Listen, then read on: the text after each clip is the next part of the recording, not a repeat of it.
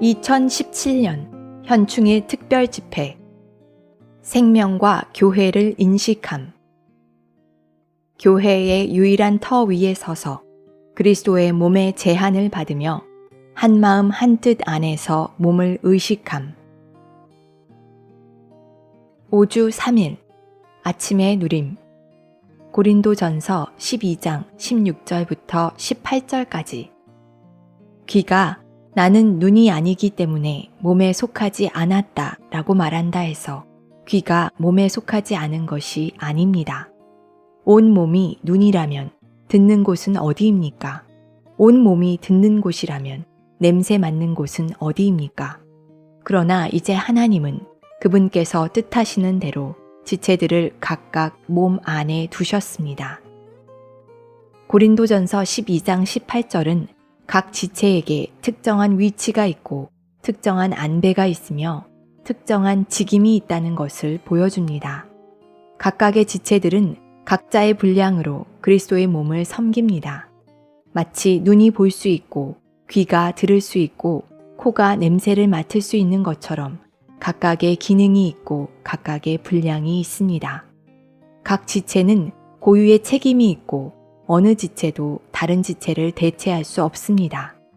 각 지체는 자신만의 특성들을 가지고 있고 각자가 자신만의 역량을 가지고 있습니다. 이러한 특성들이 각 지체의 위치나 직임 혹은 사역을 구성합니다. 오늘의 읽을 말씀. 우리 각 개인은 머리이신 그리스도로부터 얻은 생명을 몸에게 공급합니다. 그러나 기능을 발휘할 때 우리는 반드시 합당해야 하며 질서를 따라야 합니다. 몸의 성장과 사역을 위해서 몸 안의 질서는 필수적입니다. 육신의 몸 안에서 지체들이 잘못된 위치에 있거나 분량을 넘어서서 자라는 것은 몸의 기능을 해칩니다. 그리스도의 몸 안에서도 마찬가지입니다. 많은 믿는 이들이 특별한 그리스도인이 되려고 하거나 특출한 일꾼이 되려고 합니다. 그러나 만약 어떤 사람들이 자신의 분량을 넘어서 발전하면 다른 사람들은 충분히 발전하지 못할 것입니다. 우리가 참되게 머리의 권위 아래 올 때 주님은 우리를 몸 안에 있는 특정한 위치에 두시며 우리에게 특정한 기능을 지정해 주십니다. 우리는 반드시 자신의 분량에 기꺼이 제한을 받아야 합니다. 우리가 자신의 분량을 넘어서자마자 우리는 머리의 권위를 넘어서고 기름바름 아래에서 나오게 됩니다. 우리가 자신의 분량을 넘어설 때 몸의 질서를 해치게 됩니다. 그리스도의 몸은 살아있는 생명이며 사람의 안배로 좌우될 수 있는 것이 아닙니다. 각 지체는 반드시 머리로부터 생명을 얻어야 하고 합당한 질서 아래서 기능을 발휘해야 합니다. 머리와의 관계가 합당할 때 우리는 자연스럽게 몸 안에 있는 우리의 위치를 지키게 됩니다. 하나님은 그분께서 뜻하시는 대로 지체들을 각각 몸 안에 두셨습니다. 우리 각 지체들은 그리스도의 몸 안에서 자신의 위치를 갖고 있습니다. 이것은 하나님께서 지정하신 것이고 따라서 우리는 반드시 이것을 받아들여야 합니다. 이렇게 지정된 것은 하나님의 뜻에 따른 것이기 때문에 각 지체가 다 필요한 것입니다. 특별히 아름답지 않게 보이는 지체들이 더욱더 요긴합니다.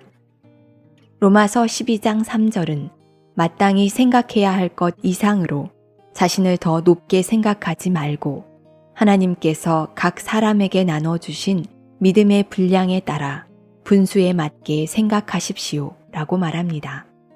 만일 여러분의 믿음의 분량이 바울보다 더 크다고 생각한다면 여러분은 제정신이 아닙니다.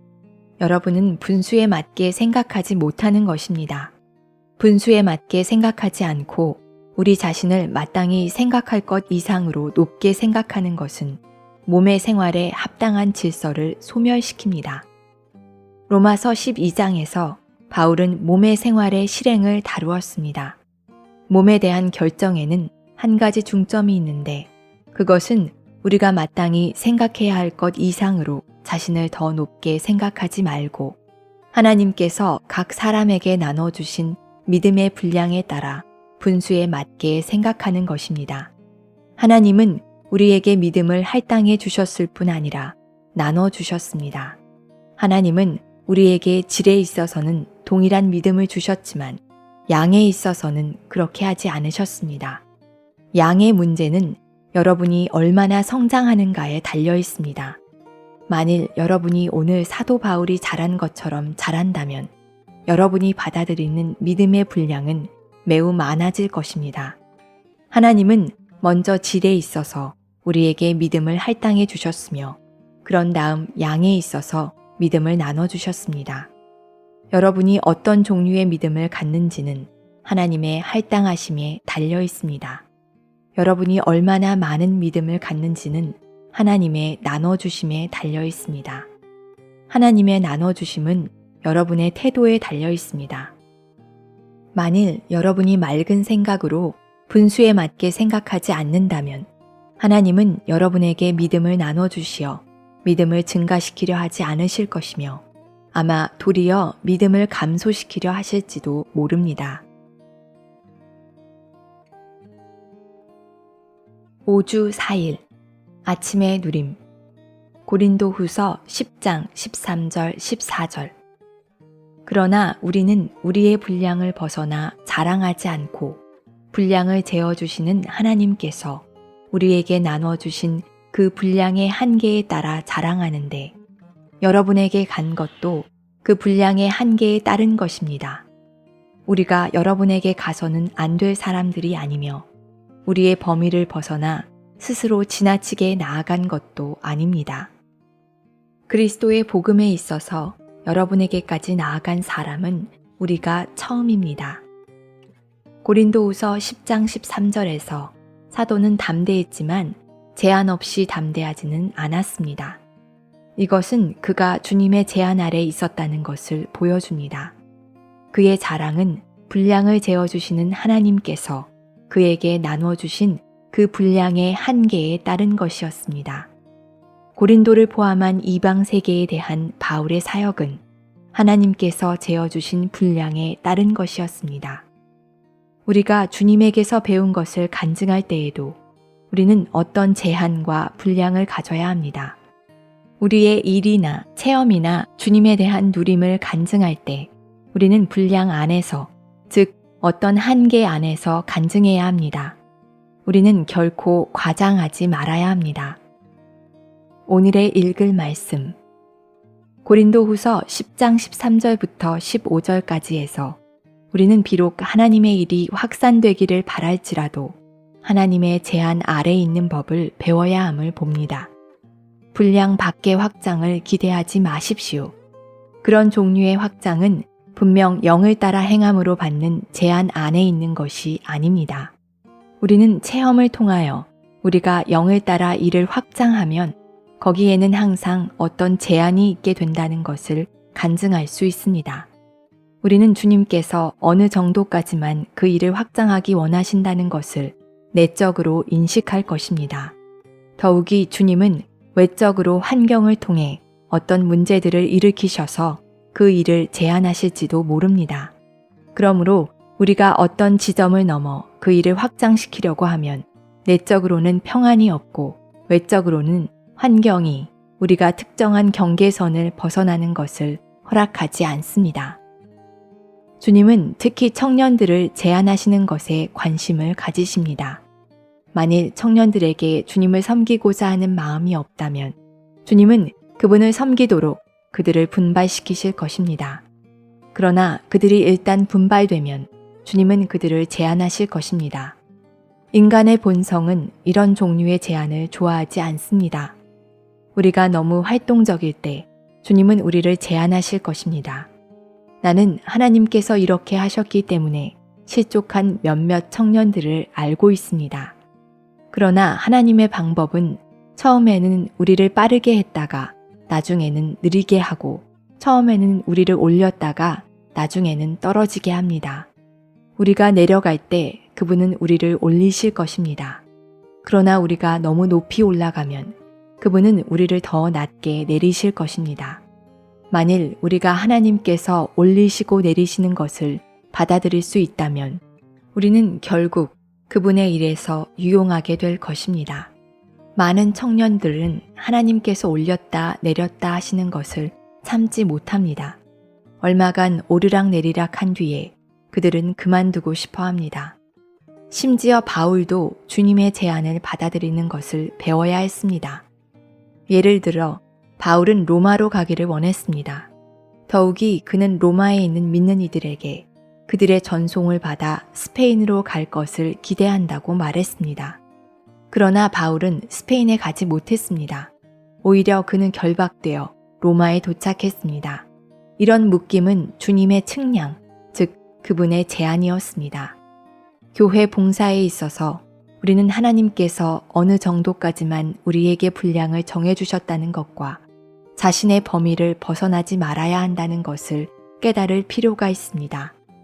우리는 우리의 한계와 우리의 관할 지역을 알고 거기에서 벗어나 다른 사람들의 영역 안으로 넘어가지 말아야 합니다.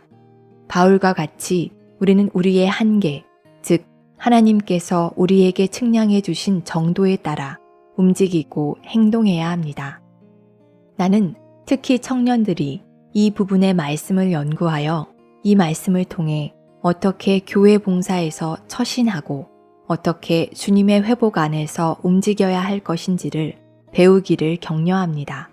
청년들이여, 여러분은 자신의 분량과 한계를 알아야 합니다.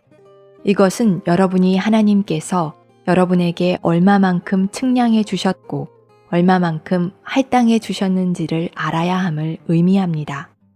이런 제한과 한계는 매우 실질적으로 우리의 육체를 처리합니다.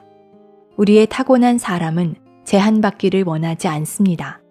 그러나 하나님은 우리의 문제를 아십니다. 그러므로 하나님은 경계와 제한을 두셔서 그분께서 우리에게 할당해 주신 분량 안에 우리를 머무르게 하십니다.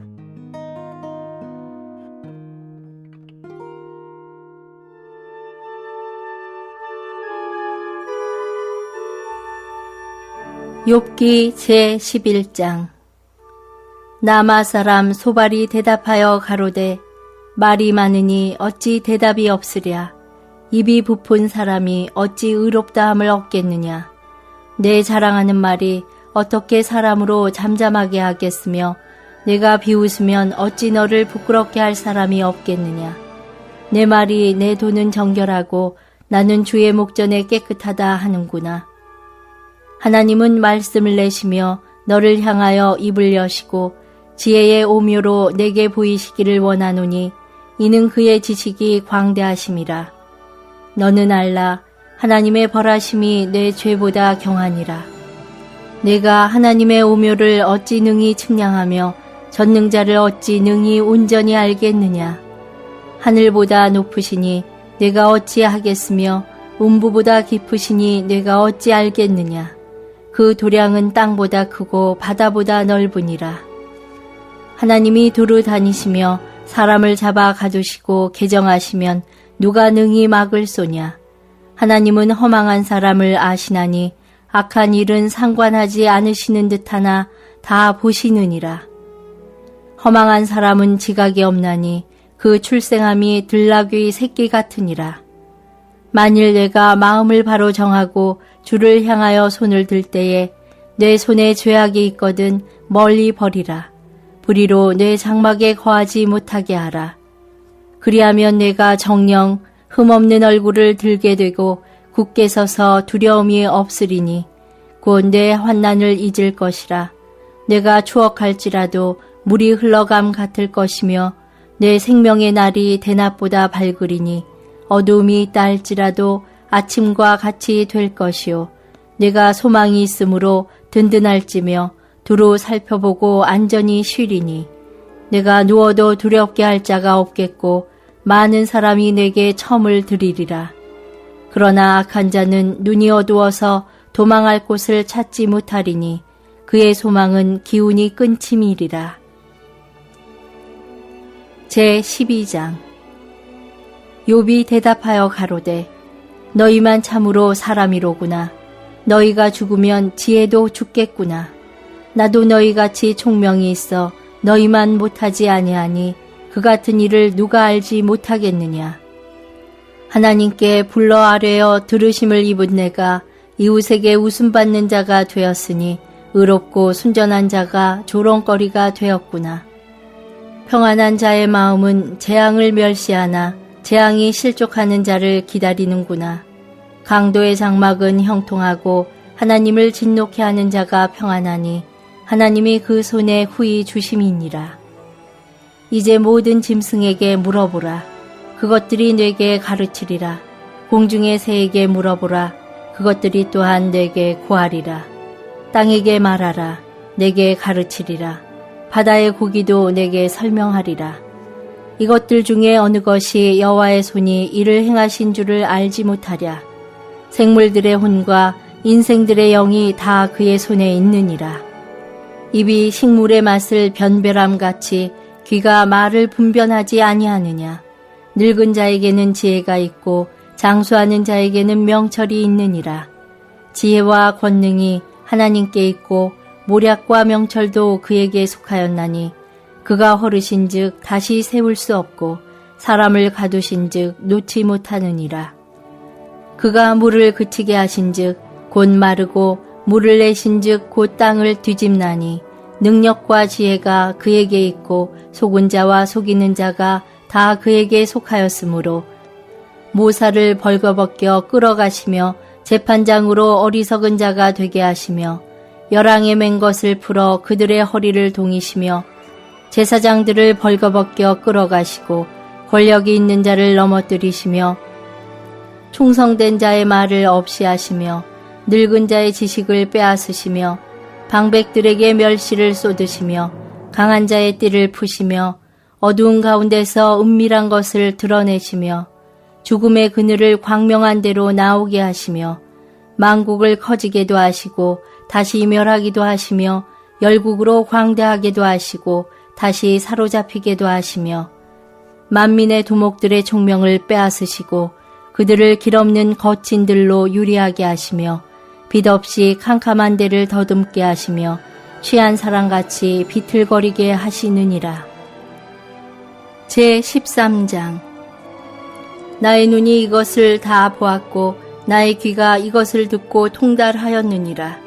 너희 아는 것을 나도 아노니 너희만 못한 내가 아니니라.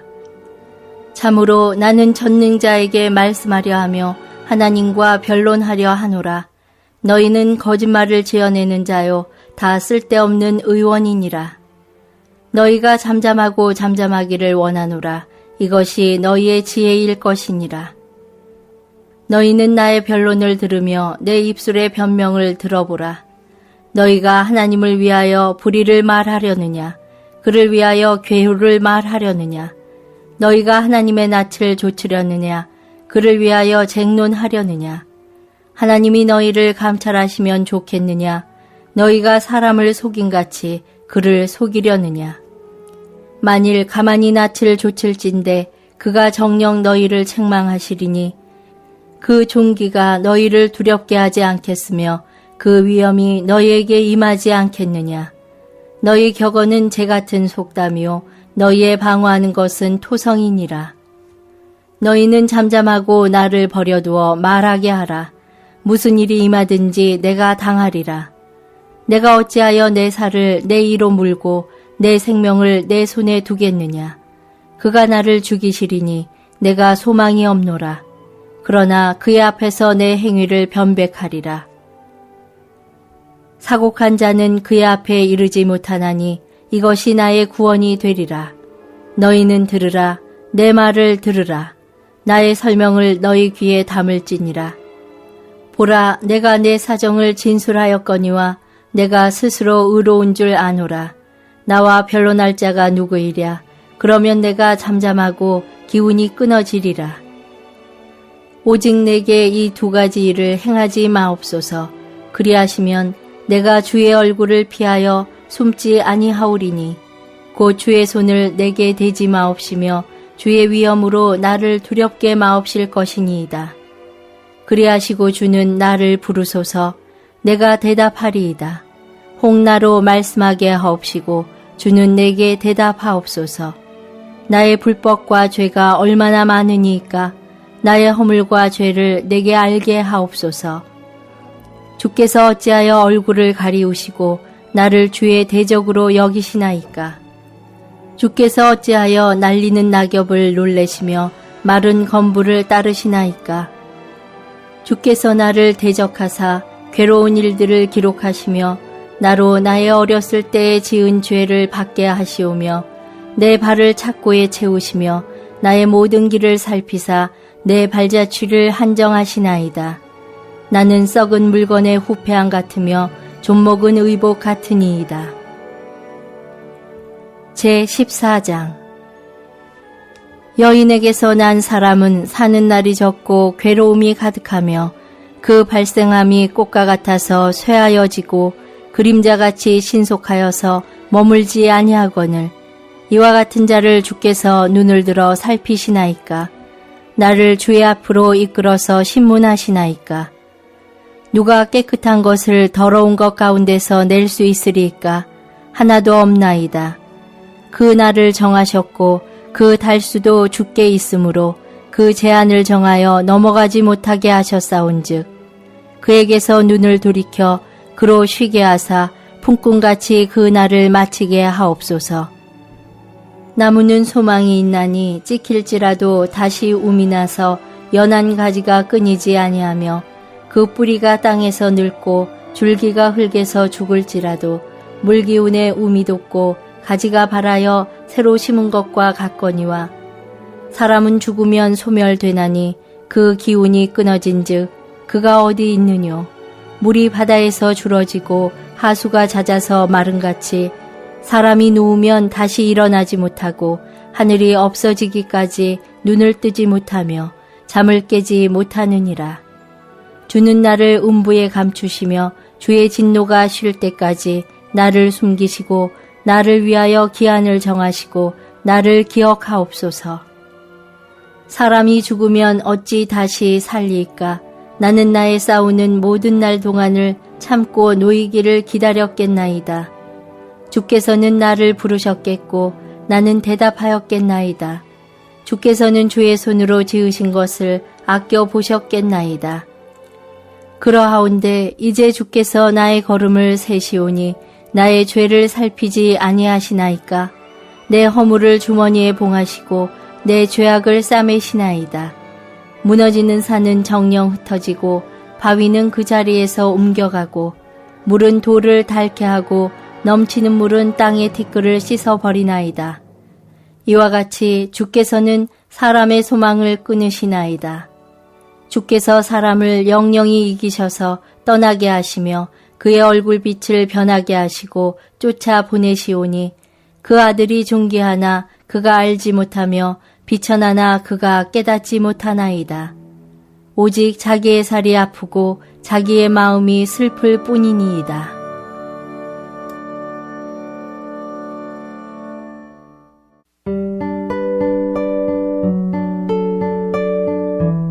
로마서 제3장.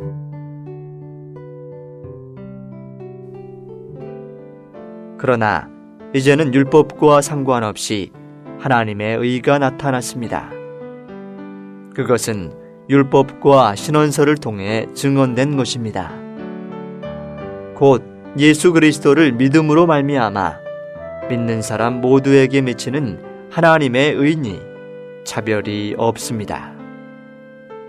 모든 사람이 죄를 지었으므로 하나님의 영광에 이르지 못하다가 그리스도 예수님 안에 있는 구속을 통하여 하나님의 은혜로 거저 의롭게 됩니다.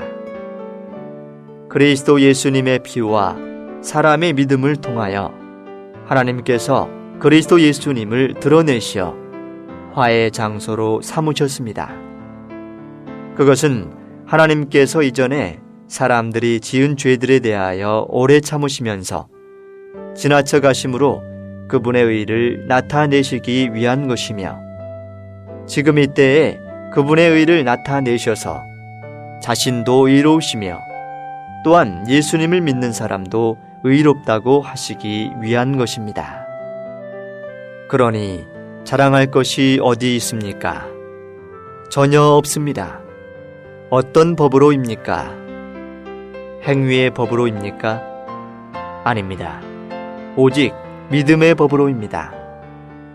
왜냐하면 사람이 의롭게 되는 것은 율법 행위와 상관없이 믿음으로 된다는 것을 우리가 인정하기 때문입니다. 하나님은 유대인들만의 하나님이십니까? 이방인의 하나님은 아니십니까? 물론 이방인의 하나님도 되십니다. 하나님은 오직 한 분이십니다. 하나님께서 할례자는 믿음으로 말미암아 그리고 무할례자는 믿음을 통하여 의롭다 하십니다. 그러면 우리가 믿음 때문에 율법을 없앱니까? 절대로 그렇지 않습니다. 오히려 율법을 굳게 세우는 것입니다. 제4장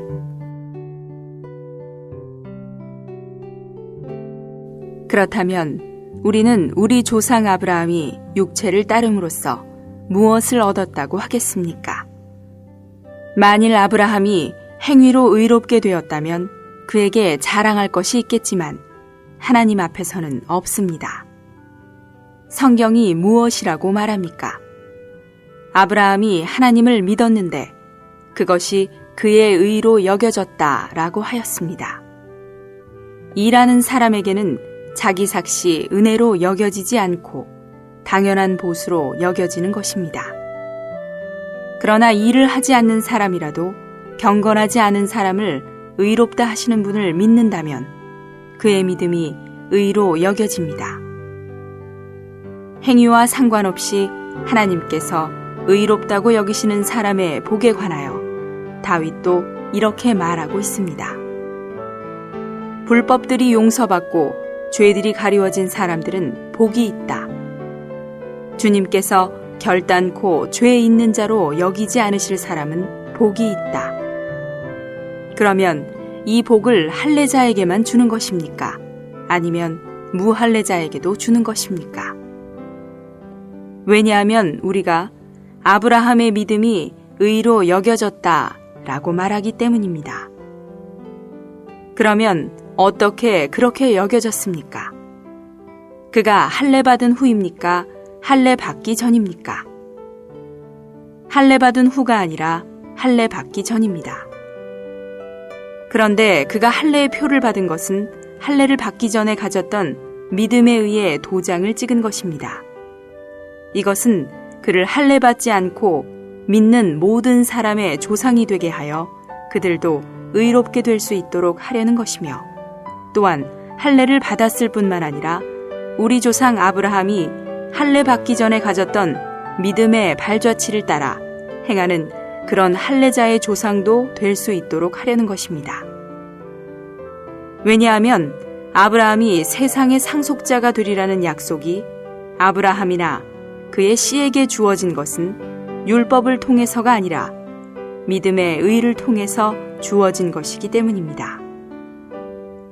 만일 율법에 속한 사람들이 상속자라면 믿음은 헛된 것이 되고 약속은 무효가 됩니다. 왜냐하면 율법이 진노를 가져오기 때문입니다. 율법이 없는 곳에는 위법도 없습니다. 그러므로 상속자가 되리라는 약속은 믿음에 근거한 것이며 은혜에 따른 것입니다. 이것은 그 약속이 아브라함의 모든 씨, 곧 율법에 속한 사람에게뿐 아니라 아브라함의 믿음에 속한 사람에게도 확고해지도록 하기 위한 것입니다. 아브라함은 하나님 보시기에 우리 모든 사람의 조상인데 성경에 내가 너를 많은 민족의 조상으로 세웠다 라고 기록된 것과 같습니다. 그가 믿은 하나님은 죽은 사람들에게 생명을 주시며 없는 것도 있는 것으로 불러내시는 분이십니다. 아브라함은 소망을 가질 수 없는 중에 소망을 갖고 믿었으므로 너의 씨가 이와 같을 것이다 라고 하신 말씀대로 많은 민족의 조상이 되었습니다. 그가 거의 100세나 되어 자기 몸이 이미 죽은 것 같고 사라의 태도 죽은 것 같다는 것을 알고도 믿음이 약하여지지 않았고 하나님의 약속을 믿지 않거나 의심하지 않고 오히려 믿음으로 강하게 되어 하나님께 영광을 돌리며 약속하신 그것을 그분께서 또한 이루실 수 있으시다는 것을 확신하였습니다. 그러므로 이것이 그의 의로 여겨진 것입니다. 이제 이것이 그의 의로 여겨졌다고 기록된 것은 아브라함만을 위한 것이 아니라 의롭다고 여겨질 우리, 곧 예수님, 우리 주를 죽은 사람들 가운데서 살리신 분을 믿는 사람들을 위한 것이기도 합니다. 예수님은 우리의 허물 때문에 넘겨지셨고 우리를 의롭다 하시기 위하여 살아나셨습니다.